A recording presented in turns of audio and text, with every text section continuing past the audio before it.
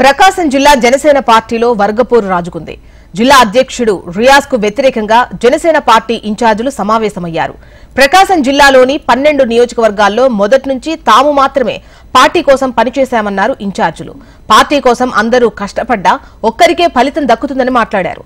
Party కోసం కష్టపడ్డ కార్యకర్తలకు సమానంగా కూడా ఫలితం దక్కాలన్నారు. జిల్లాలో మార్పుతో పాటు కొత్త నాయకత్వాన్ని కోరుకుంటున్నట్లు పార్టీ అధ్యక్షుడు పవన్ కళ్యాణ్ దృష్టికి తీసుకువెళ్తామన్నారు.